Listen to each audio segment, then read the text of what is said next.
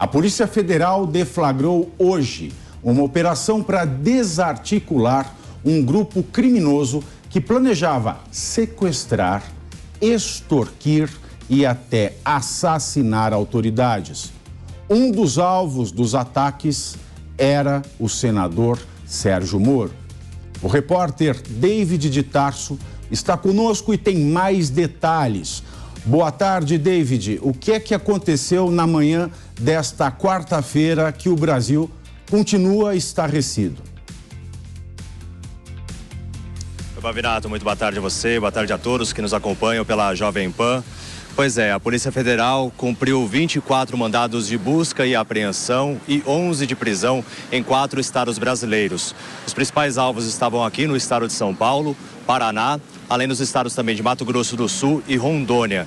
De acordo com as investigações da Polícia Federal, a facção criminosa que age dentro e fora dos presídios em todo o território nacional e até mesmo em outros países tinha um plano para matar ou até mesmo sequestrar integrantes da família do senador Sérgio Moro. Isso porque quando ele era ministro da Justiça, ele promoveu uma ação para que o Marcola, um dos principais líderes dessa facção criminosa, fosse transferido para um presídio de segurança mais restrita. Isso teria incomodado a quadrilha.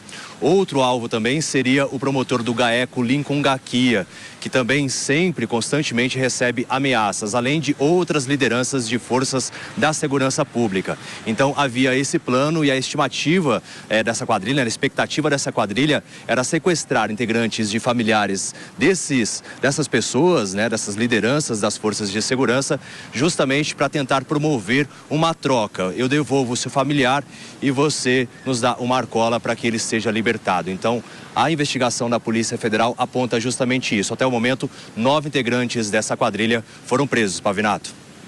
David, deixa eu lhe fazer uma pergunta. Integrantes foram presos, mas não a quadrilha toda, obviamente. Eles são vinculados ao maior grupo, a maior organização criminosa do país e talvez do mundo, que tem associação com a 'Ndrangheta na Itália, que é uma das máfias mais perigosas e que faz a distribuição de drogas na Europa. Pode-se dizer que esses alvos continuam alvos, não? Exatamente. E dias atrás, na semana passada, completou-se 20 anos do primeiro ataque terrorista dessa quadrilha, que foi contra o juiz corregedor, o Machadinho, que morreu em Presidente Prudente. Ele que acabou sendo vitimado por integrantes dessa quadrilha. Eles foram presos depois, mas foi uma forma dessa quadrilha conseguir, essa facção criminosa, conseguir demonstrar força com a morte do juiz corregedor. E desde então, outras pessoas das forças de segurança que ameaçam alguma atividade, às vezes de atrapalhar, que é o trabalho mesmo da segurança pública, que essa facção haja, então eles promovem essas ameaças e a gente viu a morte do Machadinho 20 anos atrás, que completou na semana passada aí, no primeiro ataque terrorista dessa facção criminosa. Muito obrigado, David. Com mais notícias, mais informações, por favor, não hesite em retornar. Obrigado. E daqui a pouco conosco também estará o promotor Lincoln Gaquia. Ele que era um dos alvos desta lista de autoridades a serem sequestradas, extorquidas e assassinadas por um grupo ligado ao primeiro comando da capital. Nós vamos aqui fazer perguntas ao promotor Lincoln Gaquia e Gaquia, obrigado pela correção da pronúncia, Fernando Capês. E a Polícia Federal, ela está cumprindo nesse momento 24 mandados de busca e apreensão, mais 11 mandados de prisão em São Paulo, no Paraná, Rondônia e Mato Grosso do Sul. Uma das possíveis vítimas, aliás, que ainda é alvo, pode ser alvo, porque nós estamos falando da maior organização criminosa do país, nós estamos falando de um plano que, no final do dia, pretendia negociar com o Estado brasileiro, chefiado pelo governo de Luiz Inácio Lula da Silva, a soltura de Marcola, a soltura de Paulo Camacho, conhecido como Marcola, que é o líder do primeiro comando da capital está preso num presídio de segurança máxima, foi transferido para Brasília no começo da administração petista do Estado brasileiro e foi transferido para Brasília. Então, um dos objetivos era a soltura, a libertação do homem que pode ser considerado o bandido mais perigoso do Brasil. Sérgio Moro, o senador, em uma postagem no Twitter, ele agradeceu às autoridades policiais e anunciou que fará um pronunciamento no Congresso. O ministro da Justiça e Segurança Pública, Flávio Dino, por sua vez, confirmou que entre as possíveis vítimas estavam algumas autoridades. Na rede social, Dino escreveu: para quem nos acompanha pela internet e pela TV, pode conferir o tweet de Flávio Dino que diz o seguinte, abro aspas, foi investigado e identificado um plano de homicídios contra vários agentes públicos, dentre os quais um senador e um promotor de justiça. Fecho aspas. O que me deixa incomodado, Deise Tchocari, é que Flávio Dino não menciona o nome do senador, que é o senador Sérgio Moro, e que por uma coincidência infeliz foi alvo de uma declaração do presidente Luiz Inácio Lula da Silva ontem, na qual ele dizia que o objetivo dele é se vingar e que ele queria, vou dizer aqui de novo, feder Sérgio Moro. Para quem ouve feder, substitua o E pelo O. Foi isso que Lula disse.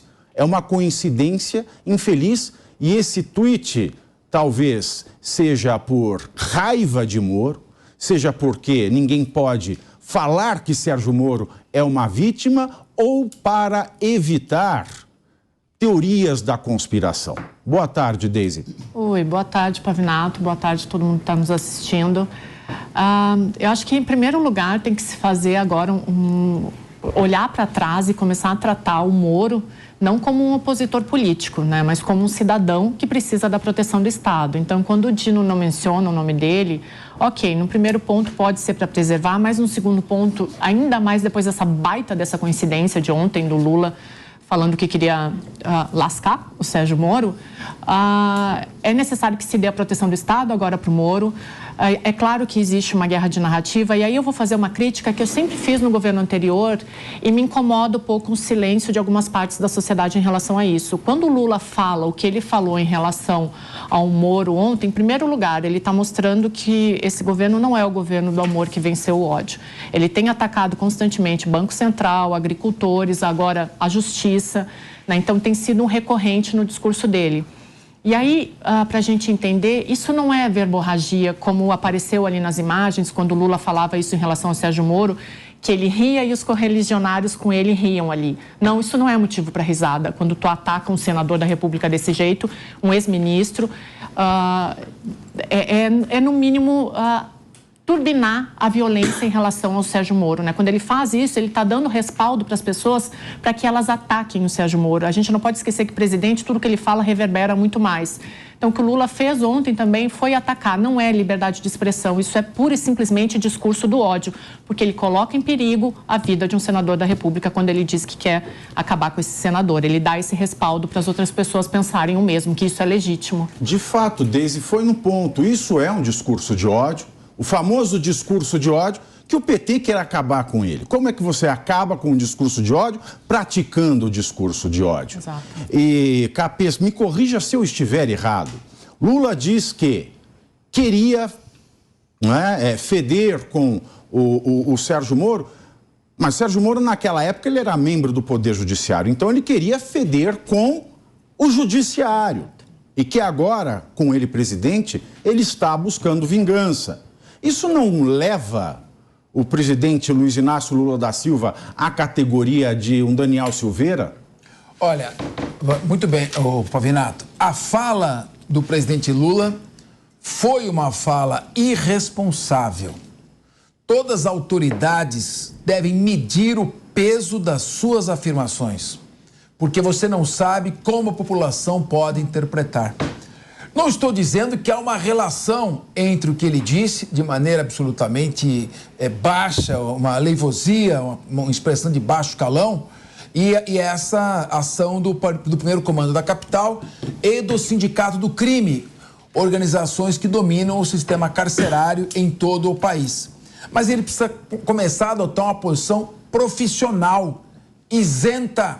Ele é o presidente de todos os brasileiros, eu tenho falado isso sempre, está na hora de descer do palanque. E o senhor ministro da Justiça, Flávio Dino, não adianta encarar o que aconteceu no Rio Grande do Norte, a crise deliberada com as organizações criminosas de dentro do presídio, comandando um estado paralelo, fora do presídio, em todo o Rio Grande do Norte, forçando criminosos que estão fora do sistema carcerário a praticar toda a sorte de crimes, e ele chegar e falar, bom, vou deslocar a Força Nacional. Importante, para combater o efeito.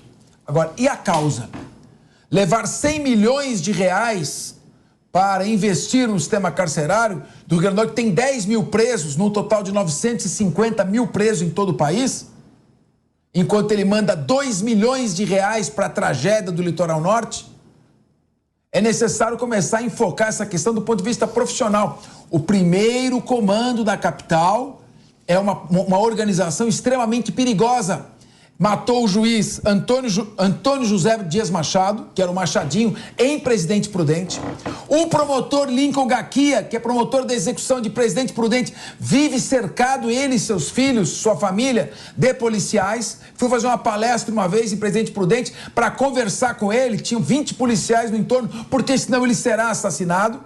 O ex-diretor da Casa de Detenção e da Penitenciária do Estado, José Ismael Pedrosa, foi assassinado com 10 tiros numa ação planejada. O PCC organiza, aguarda momentos e datas e faz ações importantes. E ele está voltando a colocar as manguinhas de fora. Então, eu já disse isso num debate, inclusive na segunda-feira. É necessário uma federalização dos crimes praticados no Rio Grande do Norte, que são crimes contra os direitos humanos, e é necessária a transferência de todos os líderes da organização criminosa para presídios federais, com isolamento e no regime disciplinar diferenciado por 2 anos, que é o que diz o pacote anticrime. Senão, não adianta passar a mão na cabeça, não adianta fazer acordo dentro do presídio, para eles ficarem bonitinhos, para eles se acomodarem. Vale lembrar não que é no acordo Rio que Grande se faz, do Norte, vale lembrar que no Rio Grande do Norte, ao invés de prenderem as pessoas que tocaram o terror em 20 municípios do estado, Flávio Dino prometeu as melhoras no sistema carcerário de lá, como pediam os bandidos. Isso é um sinal. Travestido de uma medida correta. É um incentivo, aliás. Tem que investir no sistema carcerário, é claro, mas a resposta imediata não é essa. Essa é uma resposta estruturante de médio prazo que já precisava ser feito urgentemente no país. Exatamente. Agora, reagir dessa maneira é como passar a mão na cabeça. Ministro Flávio Dino, cobre a transferência dos líderes dessas organizações criminosas, Sindicato do Crime e Primeiro Comando da Capital, para presídios federais com isolamento em regime disciplinar diferenciado. Ou a gente enfrenta nesse momento ou mostra fraqueza. Sérgio Moro, ele está de parabéns, porque quando ele foi ministro da Justiça, ele autorizou corajosamente a transferência de Marcola para o presídio federal. E ele está em risco permanente, não é uma ação isolada. Ele está na lista de execução do Primeiro Comando da Capital e ele precisa ser protegido permanentemente. Eu falei aqui, coincidência, para que ninguém ache que nós estamos fazendo suposições levianas, né? Coincidência, porque a causa parece ser de fato essa. O PCC tem bronca do Sérgio Moro porque ele, enquanto ministro da Justiça e Segurança Pública, enquadrou o Marcola, que já estava preso. Mas enquadrou de um jeito que ele não podia mais dar as cartas. Então, ele pôs o dedo na ferida. Mas eu falo coincidência infeliz, porque ontem à noite no Pingos dos Is, Rodolfo, a gente estava comentando a fala do Lula, que queria feder o Sérgio Moro, que o objetivo dele é vingança, palavras do próprio Lula, né? A gente fala de infeliz coincidência porque ontem, eu não lembro se foi, acho que foi o Roberto Mota, que foi secretário de Segurança Pública do Rio de Janeiro, ele comentou o seguinte: o Lula tem que tomar cuidado, porque depois dessa fala, qualquer coisa que acontecer com o Sérgio Moro, ele passa a ser suspeito. Claro. Ninguém sabia que ia acontecer isso hoje. Essa notícia veio hoje de manhã. Sim. A gente fez esse comentário no Pingos nos Is, sem saber que isso ia acontecer hoje. É por isso que eu digo infeliz coincidência.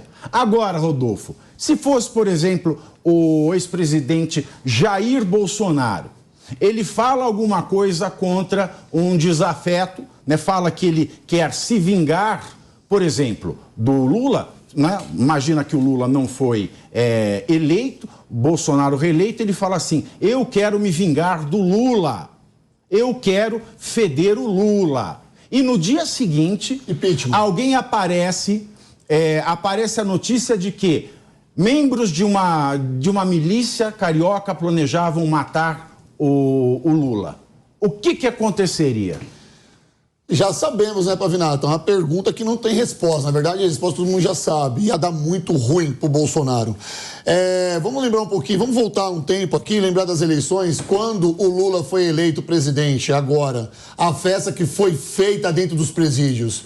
Só faltaram atirar pro alto lá, comemorando essa catástrofe que está sendo esse presidente da República.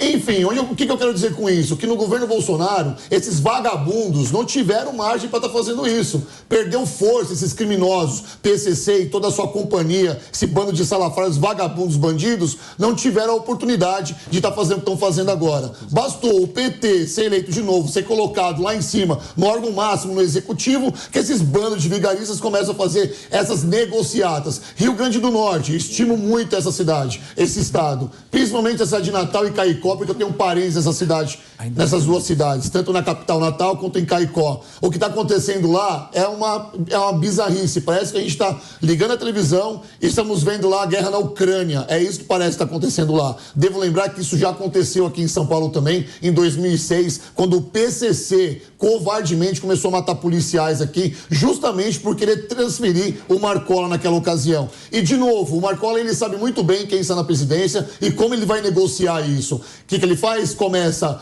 a ameaçar autoridades. O Sérgio Moro sempre teve um X nas costas dele. Ele já, só pelo fato de ele ser juiz e estar de frente com a criminalidade, ele sempre teve um X nas costas dele. Mas ele ganhou mais um X, com mais força, quando ele colocou o dedo na ferida, como diz você, Pavinato, e colocou o Marcola lá onde ele tem que estar, encarcerado no presídio federal em Brasília. E o Lula, só para eu terminar meu oratório aqui, meu comentário, o Lula não sabe separar o poder judiciário de pessoas.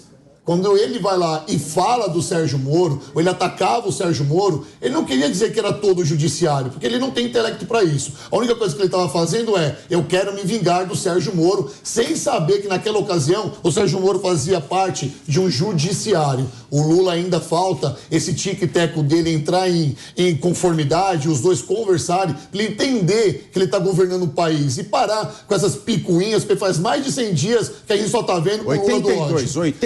82 dias. 82 dias. Estou à frente do meu tempo aqui. Tá. Ele só sabe Mas falar se a gente contar a carreta furacão, o governo, a equipe de transição, eu sempre confundo, né? Já tem mais de 100, né? Se a gente contar esse período, já tem mais de 100. Aliás, diziam que ele começou a governar quando o Bolsonaro foi para os Estados Unidos, então já tem mais de 100. Podia ter feito muito mais coisa. Agora, doutor Renato Ribeiro, a gente vê aqui um só senador, né, que foi colocado nessa lista. Parece que ninguém mais tem coragem de mexer com o crime organizado.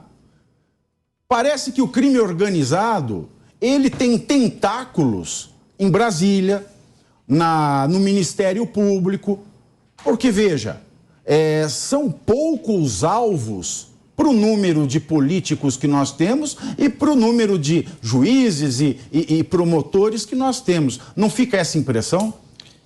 Bom, primeiro, boa tarde para Vinato, Deise, Rodolfo, Capês. Que alegria estar aqui novamente com vocês.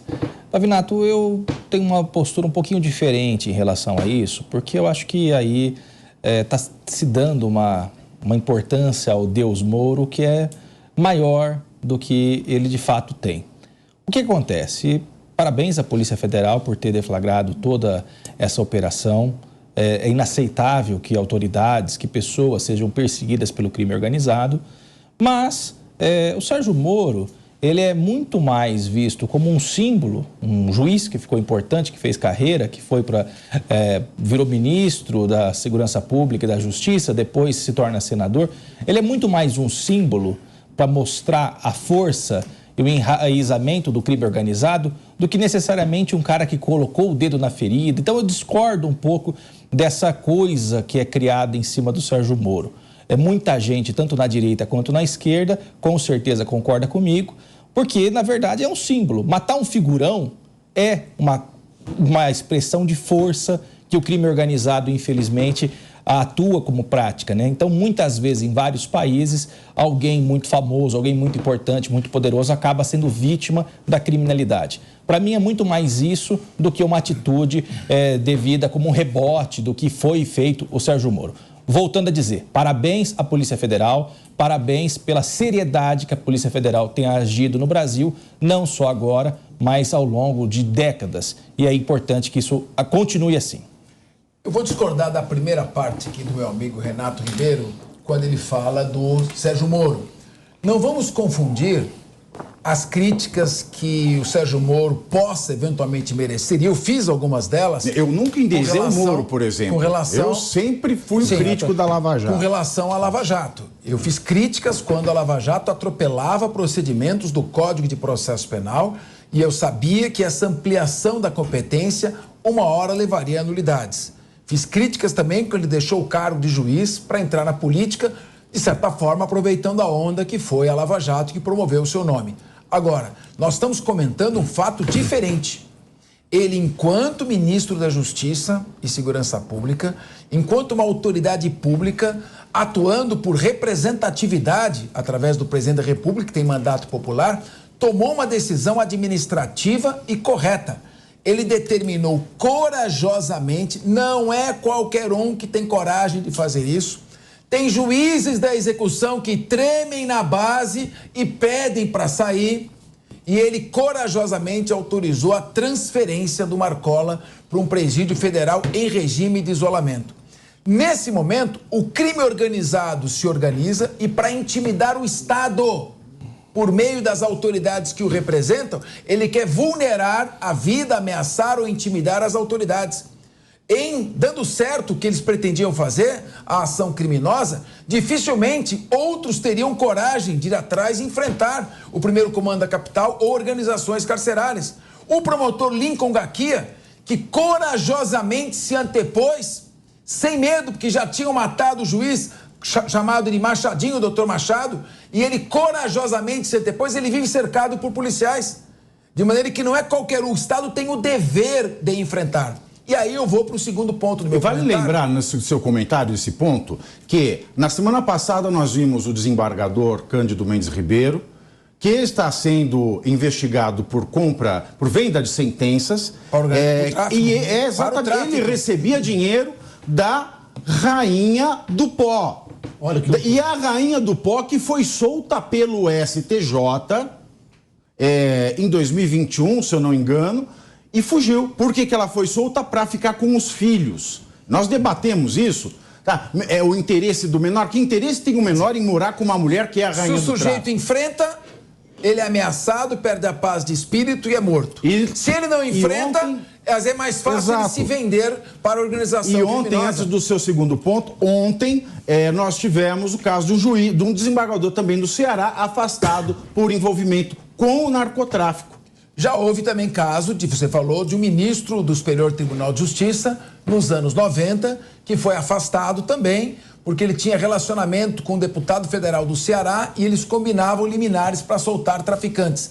Isso já aconteceu e não é a primeira vez. Então, o poder vulnerante de corrupção dessas organizações é muito grande. Agora, o que eu quero comentar é o seguinte: as grandes potências Critique, nós podemos criticá-las de todas as maneiras, mas as grandes potências que lidam com organizações terroristas internacionais, com um poder vulnerante ainda muito maior do que a do primeiro comando da capital, com armamentos pesadíssimos, elas têm como linha não negociar com organizações terroristas. Seja Rússia, seja Estados Unidos, estou tocando nesse ponto operacional, não se negocia com organização terrorista. Não se passa a mão na cabeça de líder de organização criminosa. Então, o momento agora, eu repito, para o senhor ministro da Justiça, é apoiar medidas duras de transferência desses líderes para isolamentos. E não é o momento de sentar, não é o momento de conversar, não é o momento de passar a mão na cabeça, de colocar uma água quentinha no banho que eles têm direito, mas esse não é o momento. Agora é o momento da reação dura do Estado. E se colocando ao lado, pouco importa que o Sérgio Moro teve uma posição que comprometeu seriamente, levou ao impeachment da Dilma, a prisão do Lula. Neste momento, não é a figura do Sérgio Moro, é a figura do Estado, enquanto entidade que tem que ser protegida contra o crime. Olha, tive crítica dele como juiz, porque ele saiu, mas como ministro, o fato é que ele pôs o Marcola no isolamento. Isso é fato. São 14 horas e 30 minutos. E daqui a pouco já vai entrar, daqui a alguns minutos, o promotor Lincoln Gaquias quer fazer uma observação antes Rapidamente em cima do que o Renato falou, porque assim, eu quero que você em casa que está nos escutando agora, nos assistindo, pega a linha de raciocínio aqui, tá? Eu não sou um jurista, eu não faço parte do direito, estou estudando isso agora, mas eu não conhecia os trâmites do direito, as prerrogativas e tudo aquilo que o Sérgio Moro estava fazendo naquele momento, no âmbito jurídico, estava errado, eu não conhecia. Fato é que você que está nos assistindo, nós fizemos isso aqui pro Sérgio Moro, porque ele combateu uma corrupção, ele começou a fechar a torneira da corrupção no país, começando pelo alto escalão. Ele teve ímpeto, ele teve coragem, ele foi lá e fez. Foi errado nos bastidores, houve decisões monocráticas, eu não estava nem aí. Sabe por quê? Porque eu estava batendo palma, porque eu nunca achei naquele momento que eu ia ver isso no Brasil, que um ex-presidente da República teria sido colocado atrás das grades. Não, ele ficou ausente, a decisão apagou o passado. Ele ficou ausente. Vamos Ok, obrigado, Pavinato. Obrigado, Pavinato.